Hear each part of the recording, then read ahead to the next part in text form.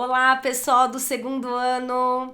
Estou aqui hoje para gravar uma videoaula para vocês explicando aí as atividades que foram passadas nessa semana, tá? Alguns alunos estavam presentes, né, na última aula. Eu falei que eu iria colocar esse conteúdo como sendo o primeiro conteúdo das videoaulas, das aulas que seriam feitas à distância. E a gente tá aí, né, para fazer os exercícios. Quem já fez, ótimo, parabéns. Quem ainda não fez ou porque não assistiu a aula, então assistam aí os vídeos que estão sendo indicados. Esses vídeos, eles estão aí no Tá na Mídia. Os alunos que fizeram também os exercícios que foram solicitados na aula anterior, né, que são aqueles exercícios propostos aí do final do capítulo, também é importante que vocês façam aí a correção. O gabarito, ele tá no próprio livro de vocês, aí no final do capítulo, se eu não me engano, não sei se é no final do capítulo ou se é no final do livro, mas confiram porque ele está aí dentro do livro de vocês e é importante que vocês corrijam, né? Usem o gabarito de forma consciente, não é para usar gabarito como cópia. O gabarito, ele serve para ajudar o aluno. Ele é uma excelente ferramenta de trabalho desde que você saiba usá-lo corretamente. Então, usar para corrigir, legal. Agora, usar para copiar, aí deixa de aprender, né? Então, usem o gabarito aí para corrigir os exercícios propostos. Caso tenham dúvida, pode me mandar aí por escrito, né, na nossa sala virtual. E o que eu puder fazer para ajudá-los, estou aí à disposição, tá bom? Então, vamos lá. O pessoal que não assistiu, né, a aula no dia que estava nessa incógnita aí por conta do coronavírus, se iria ter ou não, enfim.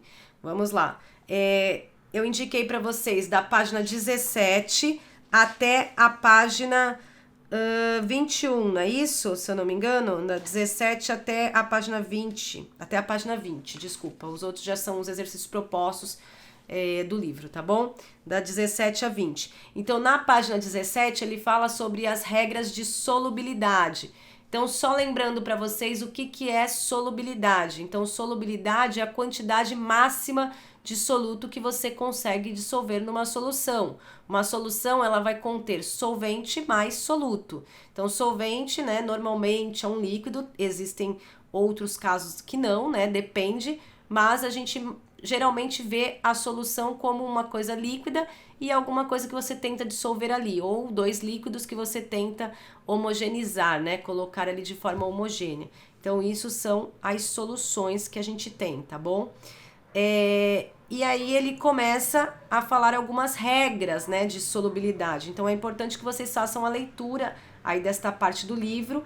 E uma coisa muito importante é porque ele trata nos exercícios sobre a solubilidade em relação a gases, né? Então você tem um determinado líquido e você adiciona gases nele. Então, exemplo de líquidos que são gaseificados é a água, né? A água gaseificada.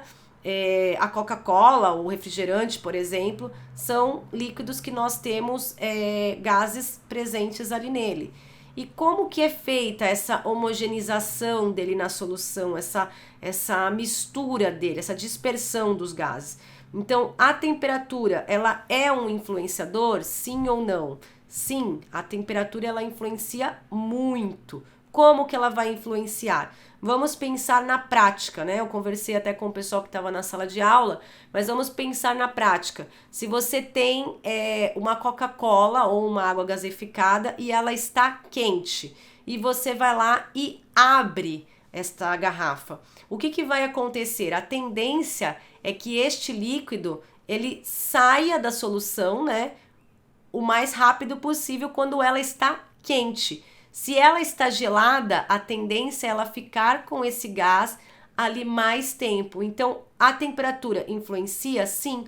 Quanto mais quente tiver, mais aquecido tiver a solução, menos chance tem daquele líquido estar ali presente, daquele gás estar ali presente, né? No caso do oxigênio que é colocado nos refrigerantes, nas águas gaseificadas. E aí ele dá 2 exercícios, né, referente a isso. E ele fala assim, na letra A, vocês leiam aí o enunciado, tudo com calma, tá? Eu vou só comentar aí as respostas do exercício, né? Que no 12, a alternativa correta, tá lá no gabarito, vocês podem conferir, é a letra A. E aí ele fala assim: esse aquecimento diminui a solubilidade do oxigênio dissolvido na água, provocando o seu desprendimento. Então, olha lá, se você aquece uma determinada solução e essa solução, ela é oxigenada, ela tem oxigênio ali, ela tem um determinado gás nela, um líquido com gás, então a tendência é provocar o seu desprendimento. Por que desprendimento? Porque ele vai sair, né, como se fosse uma solução exotérmica, então ele vai liberar aquele gás conforme a temperatura seja maior. Um exemplo disso é chacoalhar Coca-Cola que está quente, você chacoalha ou então deixa cair a garrafa de Coca-Cola, uma garrafa PET com ela fechada quente, e aí você tenta abrir. Imediatamente o que acontece? Vai gás para tudo, vai coca, gás, sai tudo ali imediatamente, muito rápido. Por que isso acontece? Porque ela está quente. Agora, se você pega, deixa um determinado tempo de repouso na geladeira, deixa esfriar, quando você vai abrir, pode até acontecer do líquido sair também, né? Mas ele vai ser numa quantidade muito menor do que seria se ele tivesse quente, né? Se ele tivesse mais aquecido, numa temperatura ambiente ou um pouquinho acima da temperatura ambiente, tá bom? Então é isso. Na questão número 13, a alternativa correta é a letra A. E ele fala que a redução da temperatura aumenta a solubilidade dos gases líquidos. Então, olha lá, o que acontece? É o inverso. Então, se eu tenho uma temperatura mais fria, o que vai acontecer? Eu vou aumentar a solubilidade. Então, aquele gás ele vai ficar mais dissolvido naquela solução por um tempo maior, justamente porque ele está numa temperatura mais baixa. Então, isso vai aumentar a solubilidade, a quantidade de gás que eu tenho dissolvida na solução, tá bom? Então, molezinha aí o exercício 12 e o exercício 13. Mas dá uma lida, porque é importante vocês verem todo o contexto disso que eu estou falando, tá bom? Para entender o porquê. Agora, vocês já sabem como é que foi formulada a resposta. Então, é importante também tentar resolver o exercício. Na verdade, vocês já tinham que estar tentando resolver, já tinha que ter resolvido, hein? Brincadeira, vamos lá. Então, na próxima página, que é a página 18, e depois na página 19, nós temos aí 2 estudos em cima dos colóides, né? Que seriam aquelas partículas um pouco maiores, né? Então, ele dá aí o diâmetro, né? Que ele fala que é de 1 a 1000 nanômetros. Muitas são visíveis a olho nu, e quando não são visíveis a olho nu, você consegue vê-las em microscópios, né? Então, você consegue analisar o movimento dessas partículas, né? Então, o que acontece? Você verifica esse movimento de aleatório, mas que são encontros dessas partículas que ficam se movimentando e se encontrando, e conforme ela encontra com a outra, ela faz o movimento por ter encontrado, é como se uma empurrasse a outra e ficasse fazendo esses movimentos aleatórios em zigue-zague, tá bom? E isso foi estudado pelo Robert Brown, que é o movimento browniano. Então é importante que vocês vejam o vídeo, ele é bem explicativo, ele fala, ele é da seção Tá na Mídia, e ele fala sobre isso e mostra, né? Ele mostra até uma análise de microscópio e tal, dessas partículas se movimentando, tá bom? É um conteúdo teórico, mas é um conteúdo que cai bastante em vestibular, em Enem, então é importante que vocês tenham conhecimento disso para que vocês possam, acontecer de vocês se depararem com uma questão sobre esse conteúdo, vocês saibam do que se trata e consigam respondê-la com facilidade, mesmo sendo um conteúdo teórico, é um conteúdo importante, tá bom? E o outro é sobre o efeito do Tyndall, tá? O efeito Tyndall, ele analisa as partículas de acordo com a claridade. Então tem um videozinho aí também que fala sobre, que mostra, né? Na verdade esse vídeo dele não fala, ele mostra. Vocês podem até procurar outras videoaulas também que falam sobre esse assunto, mas é bem simples de entender.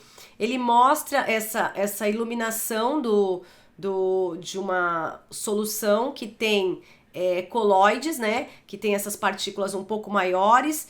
E aí ele mostra iluminando e você consegue ver no reflexo do que foi iluminado pontinhos, né? Então esses pontinhos seriam a refração desses colóides, tá bom? Então é legal que vocês assistam e saibam que isso também está relacionado a essa visualização através da luz, né, dos coloides, tá bom? É a mesma coisa quando a gente vai, por exemplo, imagina numa floresta ou tá batendo sol e aquilo ali ilumina a poeira, a terra e você consegue ver como se tivesse partículas ali no ar, né? Então a claridade, a luz do sol ilumina aquelas partículas. Então você conseguir ver isso, essa refração dessas partículas, é uma análise que foi feita por Tyndall, tá? Então tem a ver com o efeito Tyndall. Então assistam também o segundo vídeo, que é importante. Então é isso, são algumas dicas aí para ajudar vocês nos estudos, tá bom? Obrigada por assistir o vídeo e até a próxima videoaula. Tchau, pessoal!